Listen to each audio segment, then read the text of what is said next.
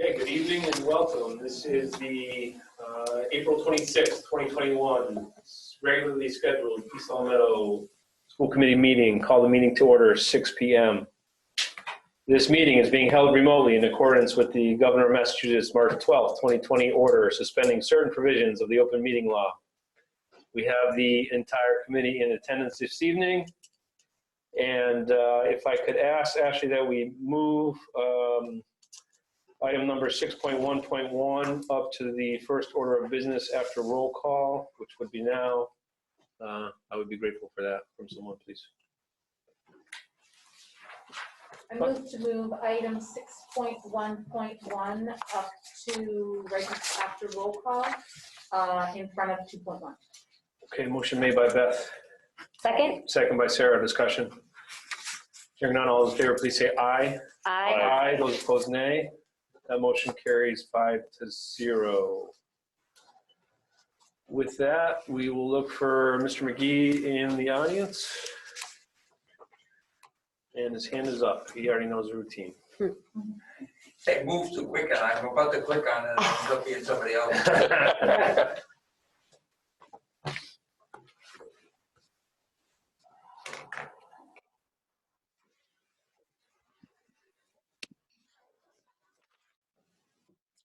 Hey, Kevin. Hey, everybody. Evening, Kevin. What's going on? Hello. What can we do for you tonight? So let's start with two 8th grade waivers that I talked to you about last meeting. So those two 8th grade waivers, the first one is for softball.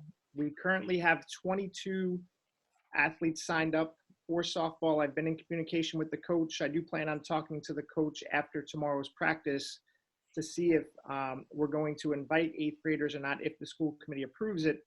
But there is a chance that we would just stick with just a varsity team for softball with those 22. But as a backup plan, if we have a few more kids sign up from the high school, then we would like to potentially offer an 8th grade waiver for softball with your approval so that we can have a JV team. So that's for softball. The other one is for volleyball. We currently have 8 volleyball players signed up. In a high school volleyball match, 6 players play at a time. So I'm fairly confident that we'll be able to field a varsity team and a varsity team only. But if not any more students sign up, then I would like the opportunity to offer any 8th graders that wanted to play a varsity sport to potentially play high school volleyball again, which is non-contact. And there would be no risk of injury since they're on opposite sides of the court of older student athletes. But those are the two that I'm asking for you to vote on today. Again, we're not 100% sure if we're going to exercise those. It'll be based on the conversations after tomorrow's practice with the coaches. Okay, questions? Of the 22 softball players that are signed up, how many are seniors? That's a good question. There are not too many. Okay. I can look that up right now. Give me 1 second.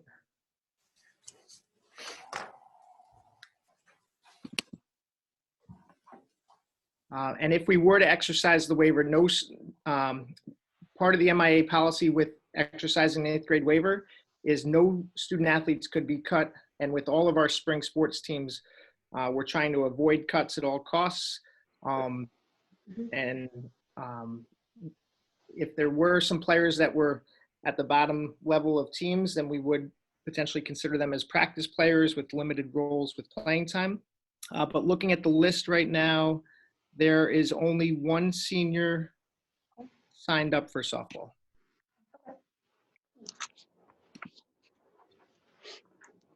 Okay, any other questions? If not, I'd entertain a motion for the waiver for both sports. Move to approve the 8th grade waiver for both boys volleyball and girls softball as presented for this season only. Motion has been made by Bill. I'll second. Second by Beth. Discussion. Hearing none, all in favor say aye. Aye. Those opposed, nay. That motion carries 5-0. We talking about wrestling too, Kevin? Yeah, so I'd like to talk about wrestling I am going to share my screen. An email was sent out by the MIA right before vacation. And I wanted to share that with everybody. So they sent this email out back on April 16th. The Massachusetts Energy and Environment Affairs, EA, amended their March 22nd guidelines to include an update to the high-risk sports level of play section. Effective April 16th, the sport of wrestling has reached level 3 status, allowing for competitions. So the state is saying that competitions are allowed, but then they specifically stated in the EEA guidelines that if feasible, conduct level 2 and 3 wrestling activities outdoors, but wrestling may be conducted indoors. The key thing with all of this is the next steps in this is the MIA modifications need to go through an approval process. So this week, the MIAA is putting together the modifications for wrestling. So the athletic directors in Massachusetts really have no idea what that's going to look like right now. We know that the state is allowing for competitions, but we don't know what the modifications are yet. And it's always a local decision on if we would run the sport or not. So what I'm asking for tonight is to allow our wrestling program to do fitness and social distance individual drills. So no contact drills, no nothing within 6 feet of other athletes, for the wrestling program to do those fitness and non-contact drills until we get more clarification from the MIAA. And then I'd like to present that clarification to the MIAA, to the school committee, to see if you would approve contact wrestling and competitions against other schools. But until we have that information from the MIAA, really all we can do is non-contact drills with your approval. Wrestling is planning on meeting tonight. It may just be a meeting where we talk about where we're at, but I am hoping to offer the opportunity to them to do some fitness and non-contact drills this week until we get more information from the MIAA. Kevin, who's meeting tonight? With East Long Meadow or the Wrestling Association? Today is the first day of spring sports. So all of our spring sports started today. Wrestling has a meeting tonight at 7 p.m. I'd like for them to be able to do some fitness related activities if approved by the school committee, but the coach is also aware that if that isn't approved by the school committee, then we'll just meet and talk about where the state is at with wrestling and what are some potential things that could come up this season. So you're talking about level 1 and modified level 2, is that correct, in terms of what you would want us to approve today? Yes, I'm really talking just level 1. Just level 1. And level 1 would be individual or socially distanced group activities, non-contact workouts, aerobic conditioning, and individual skill work and drills. So 0 contact until we get more clarification from the MIA about what wrestling would look like. So what do they mean then, Kevin, when they say it's approved for modified level 2? What are they addressing, MIA? Yep, so the MIA is saying that level 2, actually the state, so the state is saying that wrestling can happen at level 2. I have another document I can share. So if you take a look at level 1, that's what we're talking about for today, which is the individual or socially distanced group activities.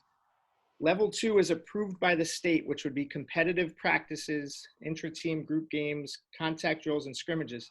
The problem with that is even though it's approved by the state, our high school state association has given us 0 guidelines for what that would look like and what modifications and precautions we should take. The MIA is meeting this week. Meeting on Friday, Kevin. Okay, on Friday this week, yep, to talk about what that would look like. So I wouldn't be comfortable with level 2 or level 3 until we know exactly what the MIA feels would be a safe way to do it. So really for tonight, I'm only looking for those level 1 activities, which we've done with football. I feel that we can do very safely for our wrestlers, non-contact fitness, aerobic conditioning, individual skill work. Will 2 weeks be, like, because we're not going to meet again for 2 weeks, they're not gonna miss out on any competitions or anything like that in the first 2 weeks of spring sports, are they? Correct. So every high school wrestling program is in the same situation as us. So they would not miss any competitions, and we are anticipating the wrestling season, if approved by the school committee and the MIA, would get pushed back to, the first competitions probably wouldn't be for 3 or 4 weeks. Okay, because that was my follow-up question, if you have any idea when this season would start. Yeah, so typically it's 10 days after the first practice, and I suspect that the MIA would wait 10 days after everything was approved. So it'll line up with our next meeting. Yeah, okay. I didn't want to miss out on anything. Yeah, no, that I All was right, gonna Kevin, say. how many wrestlers are participating right now? We have 14 signed up, so the numbers are actually really good with wrestling right now. Nice. Because I know a couple of years ago, it was really touch and go for a little while. Is Marco Basile coaching again? Yep, Coach Basile is coaching. He does a great job. And he's got a couple of assistant coaches who are also going to be helping out. Great. All right, I entertain a motion to approve wrestling for the spring season at this point in a level 1 status. Go ahead. Okay, I move to approve wrestling on a level 1 for the spring season. Motion made by Beth, I'll second. second by Bill. Any other discussion? Hearing none, all those in favor, please say aye. Aye. Those opposed, nay. That motion carries 5-0. So that means I got to exercise tonight, right? That's correct. Yes, they'll be able to exercise tonight. That's great. Thank you. Great. Yeah. Okay, Kevin, appreciate your time tonight. Thank you. And just to follow up, I'll follow up with you when the MIA comes up with those modifications. And I also plan on following up about some proposals for spring spectator sports in the next meeting, if that's okay. Yeah, it's been working out great, at least for the track season. There's plenty of room for everybody in the stands and outside. It's working well, at least from my perspective. Great. Sounds good. I appreciate it. Thank you. Maybe one other quick question. Is the MIAA going to ease up on the locker room situation? Like, Yep. So we have been working on that at the high school to make sure that we're monitoring the locker rooms and to make sure that those are open for at least 12 athletes to go in and get changed at a time. I think that guideline is going to stay the same, but I have been in conversations with Mr. Page about making sure that the locker room is more accessible for athletes after school, especially with 60+% of the students back at school, to make sure that they have access to the locker room between 1:45 and 2:15 or later. great, thank you very much. Thank you. All right, we'll see you, Kevin. Thanks. Thank you, Kevin. Thank you. Thank you, Kevin. Okay. Excellent. We're going to jump into the budget hearing? So we can? Yeah. All right, let's do it. So it's time for our annual public schools budget hearing for the fiscal 22 budget year. Mr. Smith.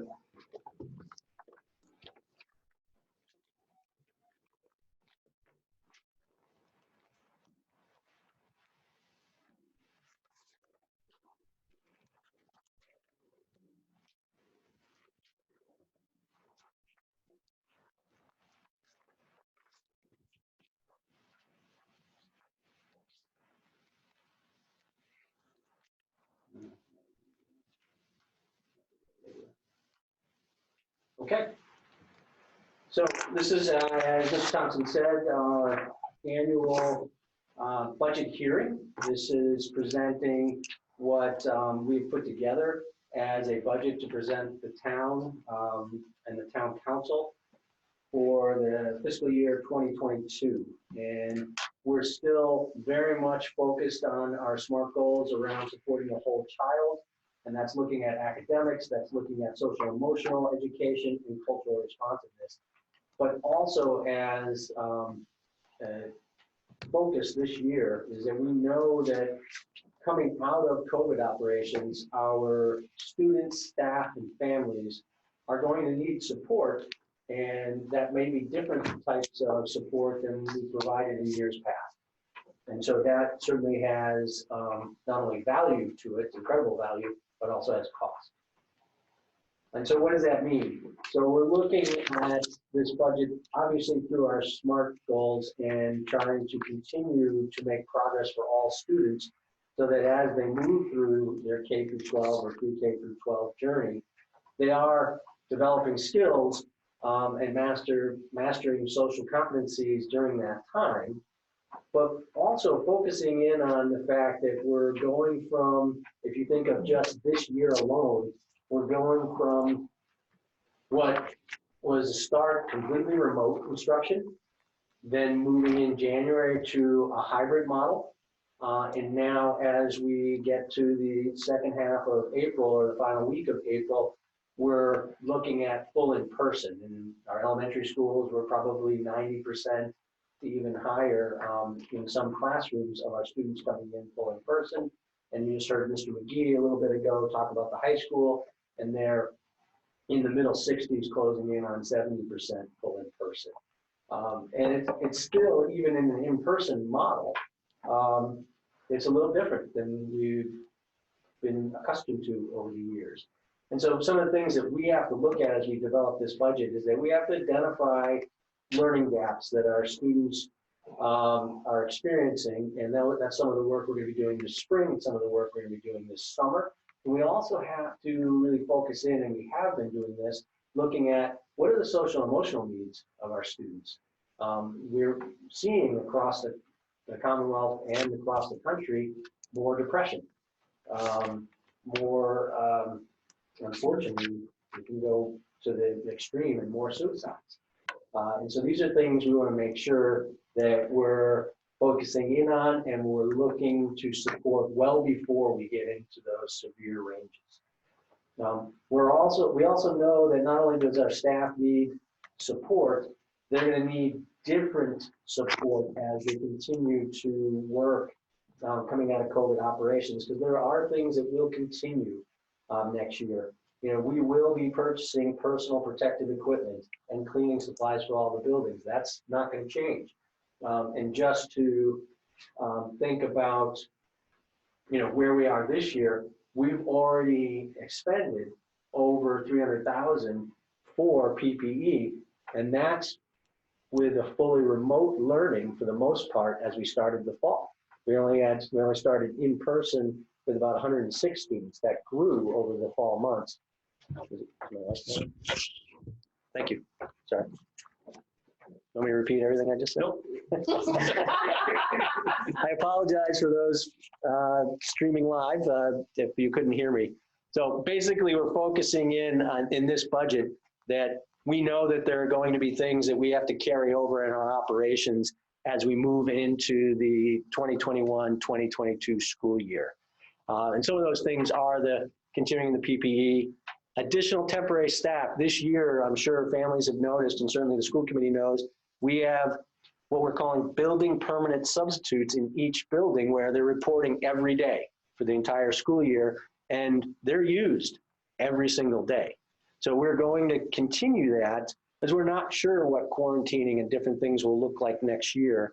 And so that's something that we're going to continue into the next school year, along with extra or additional lunch and recess monitors.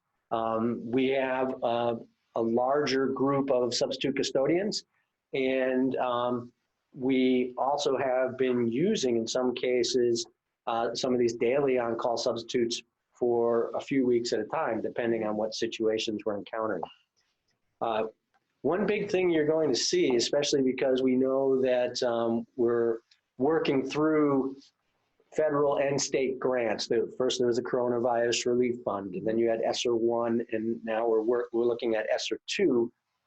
Part of what we're doing to make sure that we're meeting students' needs is we're contracting with agencies that can provide us counselors, adjustment counselors, psychologists, and so forth to build that network of support. And so that's something that's going to be a part of our operations next year.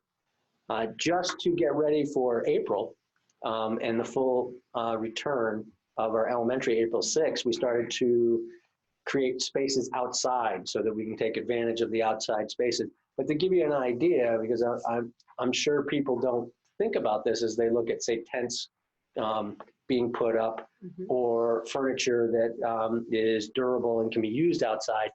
We've already spent close to $100,000 in putting that type of equipment up, and we know that's going to continue.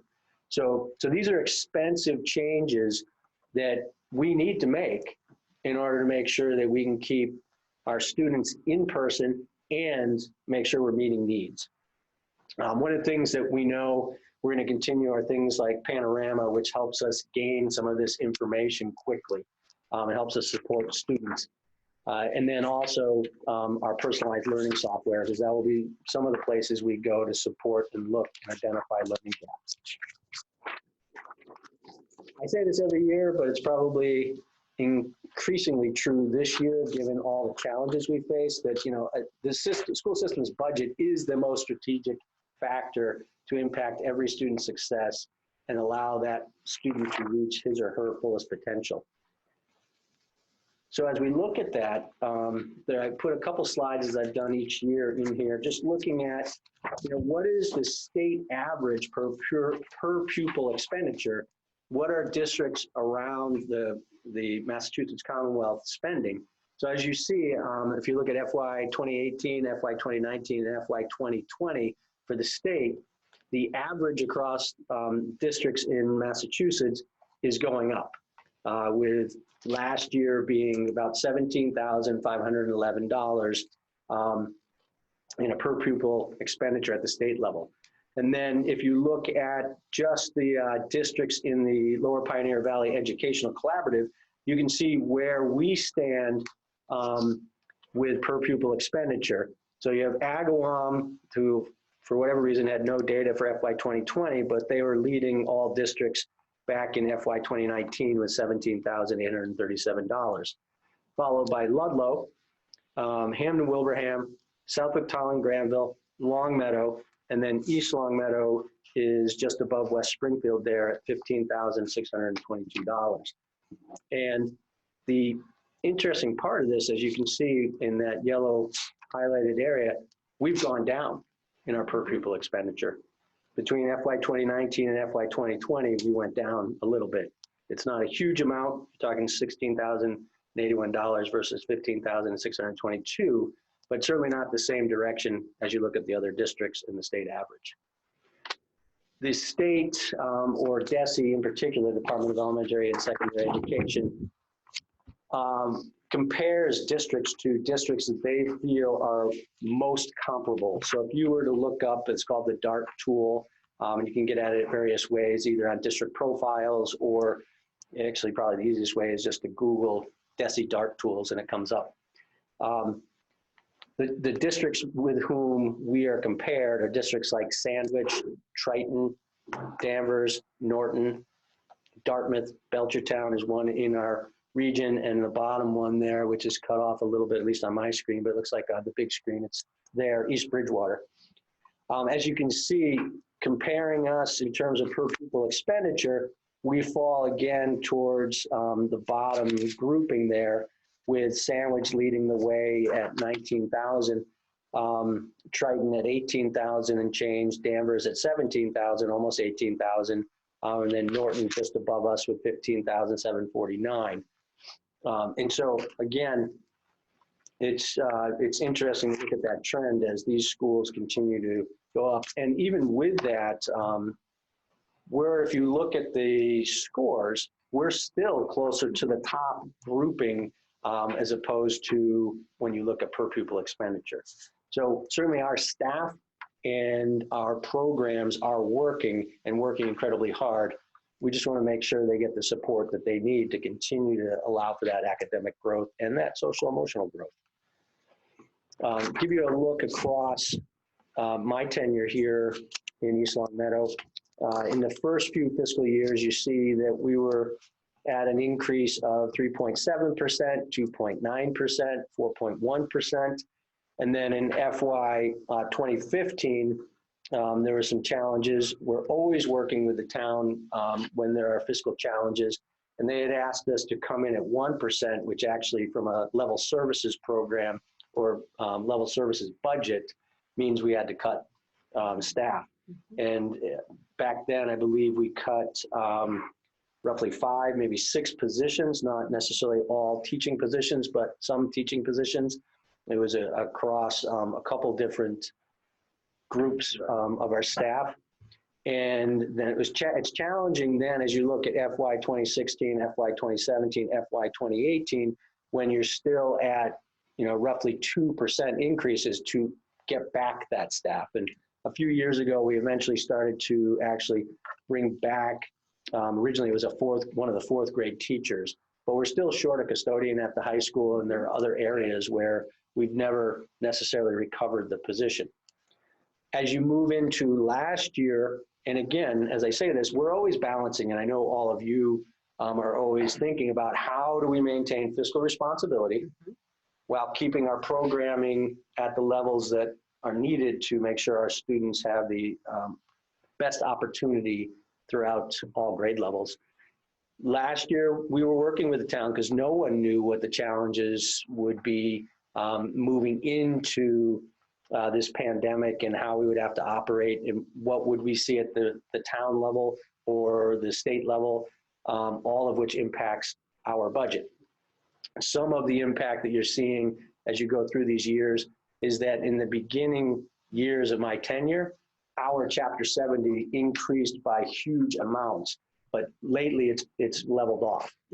It's roughly about the same the last few years. And so certainly that has impact because that's the aid that's coming into the town budget that they then can utilize as they put together the whole budget for the school department, and then also the local aid that's outside of the Chapter 70 money for the town's budget as well. But last year, as we were looking at this and putting our best estimate as to how these challenges may impact, we reduced our budget by eliminating 5 positions. And so that's something that certainly as we're thinking into the future while maintaining fiscal responsibility, we don't want to lose sight of that fact. And as we move into this year's budget, those 5 positions are not there. The hope would be that if we can, at some point, we'd be able to discuss at least the creative positions that and ideas that our administrators had, such as if you're not necessarily bringing back the 2 positions at the high school of an assistant principal and a technology integration specialist, what if you merge those and have an administrator who takes on all educational software and testing and assessment for high school? That would actually be a very valuable position as we move out of the pandemic. Another one that would start to reduce, say, contracted services would be having an adjustment counselor that's shared at the 2, 3 through 5 schools, who actually probably have the fewest staff if we break it down in terms of support academically and socially.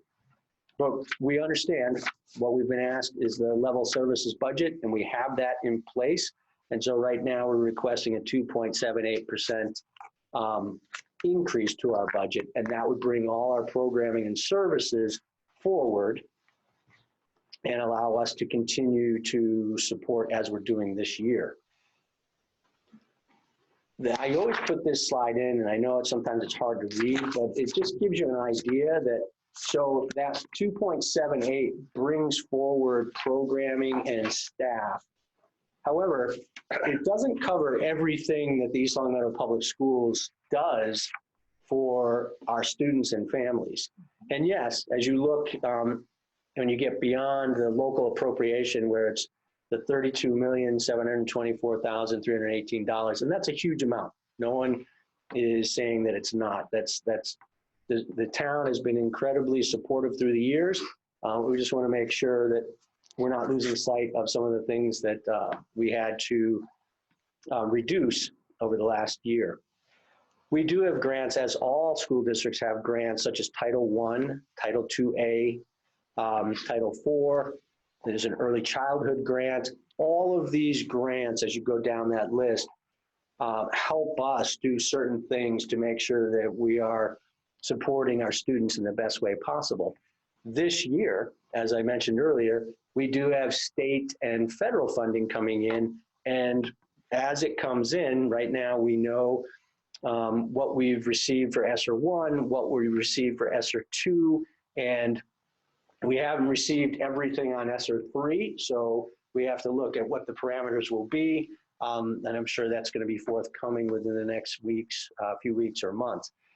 But getting these grants help us do what we started to outline in terms of new operations due to the COVID challenges, but also just our operations on any existing school year. There are programs that we run that these grants help us put in place. And without these grants, we would not be running these services, yet we would still be mandated to find a way to run services of some type. And that's where you're really getting into a challenge in terms of pitting a specific group of students against other students, because your money then would have to shift one way. And so I just want to make sure people are aware. With that, we also have revolving accounts. One of the revolving accounts, you just had Mr. McGee presenting tonight, is the athletic revolving account. And we've looked at, because everybody's been challenged by COVID, and so we've made adjustments to athletic fees in every season to make sure that we're understanding and being supportive of our families. But our athletic program is beyond what the outlay is in our budget any given year, which is why those fees are in place. And so that's something that we have to look at and have to look at very closely each year. Transportation is another one, and that's one certainly that we totally understand. There have been no fees this year, and that's something that we're going to have to look at as we move into the next year, because that means that that revolving fund basically has been brought down to zero. Circuit breaker is something that's always after the fact, because you're supplying services this school year that you can then apply for a certain amount of support at the end of this school year. It's basically, if you're spending roughly, I think it's $47,000 on a given student's program, you can start to claim anything above that threshold up to the state determined percentage. And I think this year it's either 70 or 72%. Mrs. Blair probably knows it far better than me. So it's good to know, and I know all of you know this, but it's not something necessarily that we always talk about in a public meeting. And so without these, we would be in a very challenging situation where you have to determine, and then you're putting your funding where the legal mandates are. You have no choice. And that's not something that East Long Meadow Public Schools, nor I think the town has ever really wanted to do, but it's worth discussing. We need to know that this is why and how we have been able to put together the educational programming that we have. So with all of that said, basically the level services budget that we have forwarded to the town manager for the town council to look at and the town financial oversight committee is an increase of 2.78% to bring our budget for next year to $32,471,200. And we know that we're scheduled to work with and speak with the town financial oversight committee next week. And we will always work with the town to make sure that as we move forward, ELPS is part of the town of East Long Meadow and moving forward together.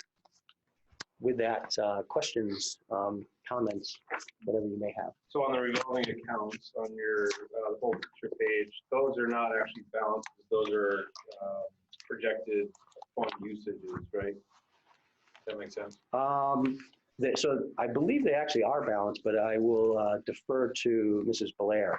I think we've exhausted the entire transportation revolving account with providing refunds this year and not charging as we started up. Oh, that's why there's zero there. Right. But we have 130 in the projection. Is that to take in that's next year? That's if. That's correct. Yeah. Okay. Go ahead, Mrs. Yeah, Blair. I was just going to chime in to say that those are not actual balances. I will be working on the third quarter, hopefully starting that tomorrow, so I'll have that information for you at the next school committee meeting. But what I did want to help Mr. Smith show you was that, we have a lot of revenue sources, thank goodness, for everything we need to do for our students, but we were really down tuition, not just tuition, I'm sorry, down revenue this year, just like the town was as well. So, we're all in the same boat here, but I did want to show you what the projection at this point in time is for next year, again, to show that whole picture. So just for example, Pam, my question, so the tuition revolving, right, we're not using any, well, I guess we're using 30,000 next year, but that's out of the available balance, that's not the whole balance, correct? That would be correct, but the balances are not what they normally are. Well, yeah, and this is the projected use, not the projected balance. I guess that's my real question. Let Yeah. me think about your question. Well, that 30,000 isn't the whole balance. That's what we're budgeting. That's what we're going to fund out of that revolving account. That's how much revenue I think we're going to get. So an example, if I was to use those funds typically to help fund a early childhood teacher, that's part of our budget projection. If the teacher were to make $60,000 and I'm projecting 30, we only put 30,000 in that budget line as behind the scenes. Does that make sense? Yep. Thank you. You're welcome. You had a question on transportation. Did you want I did. Who did? to? I thought you did, in terms of, because right now it's at 0. Right. So that 130 is our projected bus fees for next year in the transportation revolving. Is that correct, Pam? That is correct. And again, to reiterate what Mr. Smith just said, we had no revenue coming in. And as everyone out there listening remembers, we actually refunded any payment that they had made, and then, the services weren't provided. So there's some things happening with food service and so we've got some decisions to make as a committee anyways, that we will be talking about. Food service, I just found out that school lunch is, I believe, going to be free for all next year. So, I don't know what impact that may have on other things, but those are conversations we'll have in probably at the next meeting. Does that actually cost us, Pam, or does that grant cover the whole program when it's free? I know, Like are they this year. reimbursing us for, they're not reimbursing us for stuff, are they reimbursing us per meal? How does that work? As far as I understand it, and Mrs. Blair may know more, you're getting reimbursed a certain amount per meal. Okay. And then Not necessarily the whole cost. Just what we give, like, I know in the past, they're basically self-sufficient. Mhm. And now we have to be paying for staff out of that because we're not getting any revenue in for. So, Oh, yes, right, I'm sorry. Pam, do you have an answer for that? I'm sure Mrs. Paul will have much more detailed info, but what I can tell you is that this has been a very challenging year for school lunch, as you can imagine.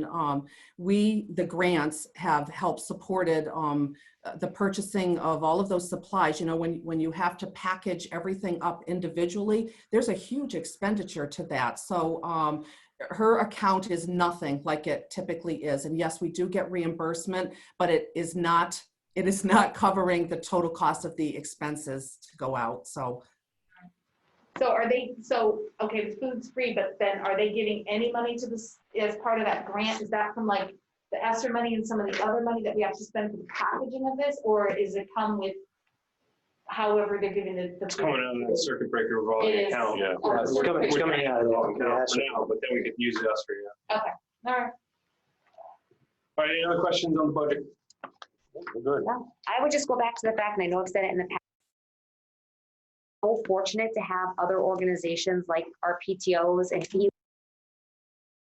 financial contributions from individual families, because without those, so many of the extras that get to happen at the schools wouldn't happen, especially given the constraints of next year's budget situation. So just continue to be really grateful for the PTOs and ELEAF and families being able and willing to purchase the supplies. And I know we just got the emails about the school boxes that we're going to be purchasing for next academic year. So just want to remember that this is part of what funds our schools, and while it's a lot, there's still much more that our students are able to participate in and have at their disposal because of these other funding agencies that really support a strong and robust program for our They're the students. catalyst for a lot of things we do. Yeah, Right. 100%.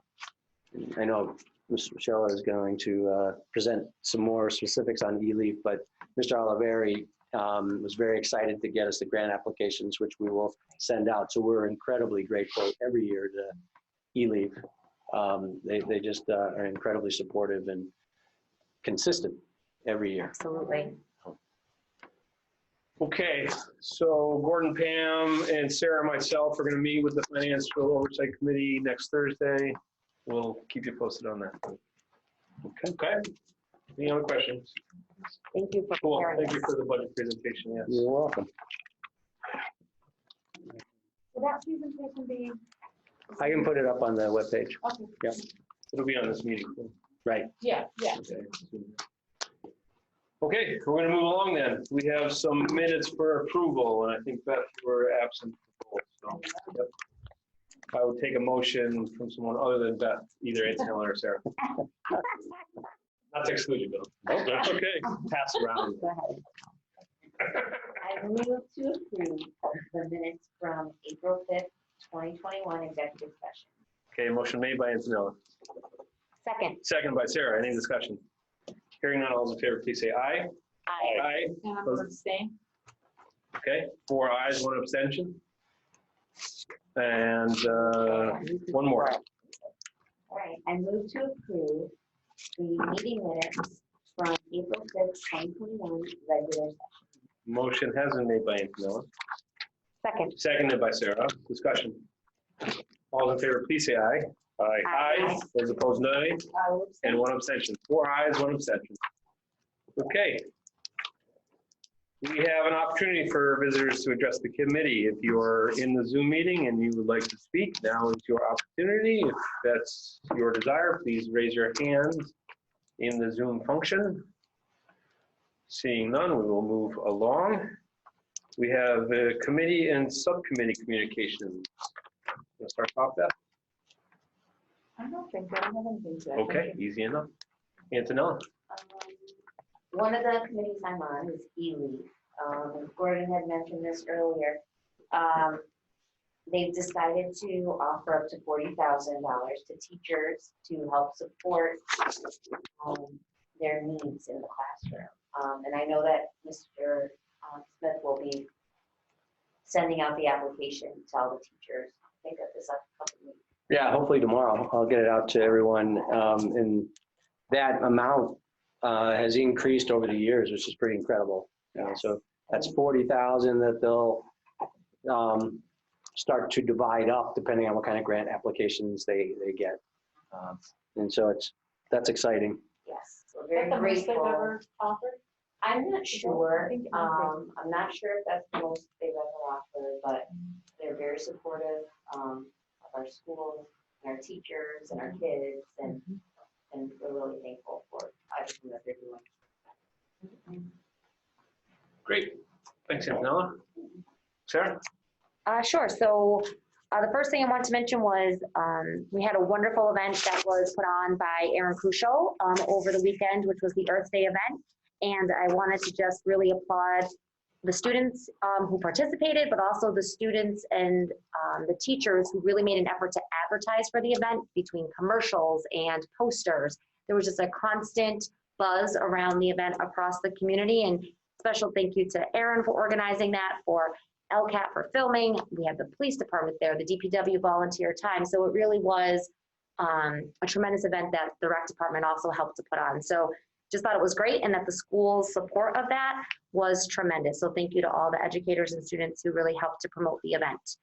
And the other piece I wanted to just mention was that the district attorney is going to continue to partner alongside of East Long Meadow this Thursday evening, which is April 29th, from 7 to 8:15. He's going to be working alongside particularly Birchland Park and the high school to put forward a social media event for families to really help to continue to educate us as to the positives and some of the concerns that are linked to our students engaging with social media. So really thankful to the district attorney's office for supporting us on that event. And then finally, just want to say welcome back from break. Really glad to have students back and to have faculty back, and looking forward to this next stretch as we move forward towards the end of the academic year. And Mrs. Trujillo was being modest on her efforts on Earth Day. She did coordinate and organize the largest group of volunteers. So certainly a great event and a lot of trash collected. Look around town and how clean it is right now. And hopefully we can maintain that because it looks awesome. And the same can be said for Mr. Thompson, because he was also there I just showed it. working to collect trash. Bill, please. Okay, on March 9th, the LPBC held their Skills USA district competition.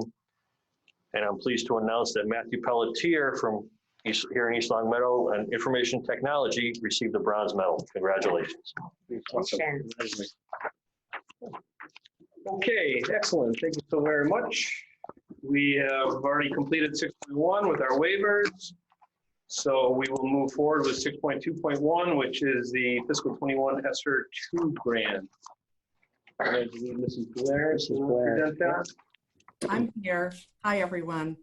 So talking about the budget was a great segue into the this new grant. So as you know, anytime we get a new grant, the school committee needs to officially approve it. So on December 27th, 2020, the Coronavirus Response and Relief Supplemental Appropriations Act was signed into law.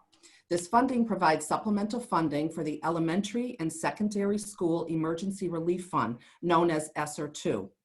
These funds are to help K-12 educational entities prevent, prepare for, and respond to impacts of COVID-19. The amount of funding provided to East Long Meadow Public Schools is $965,608. ESSER 2 funding will remain available through September 30th, 2023. I do anticipate that at least half, probably closer to 2/3 of these funds will be rolled over into the next fiscal year to help offset expenses that will continue. So what will these funds be used for? On our budget that we submitted to DESI, which has been approved, permanent building subs, you heard Mr. Smith talk about that, summer school and after school programs to address learning loss, custodial and IT support, social emotional contracted services. Again, you heard Mr. Smith talk about that. There is a clause in this grant that there's a minimum of $10,000 that must be spent on the social emotional. I believe we've budgeted closer to $70,000 for that. Evidence-based, high-quality early literacy curriculum to address learning loss. Of course, we keep talking about PPE. There's a big price tag to all of that. So it is PPE supplies. We talked about tents. There's a cost to that as well. So the tents for outdoor learning spaces to continue that through next year. Building maintenance that may need to be done for daily operational use due to the COVID protocols. So again, I'm just requesting that the school committee vote to approve this grant so we can begin expending those funds. Thank you, Pam. And I learned today the importance of tents and liability and the structure of the tents with the coordination with the building inspector. It's That's a big right. stuff. So I thank Mrs. Blair and the town for coordinating all of that. You're welcome. Side, yeah. Okay, questions on ESSER 2?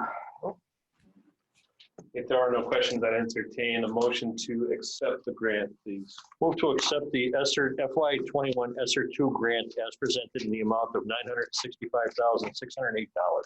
Motion has been made by Bill. Second by Antonella. Discussion. All those in favor, please say aye.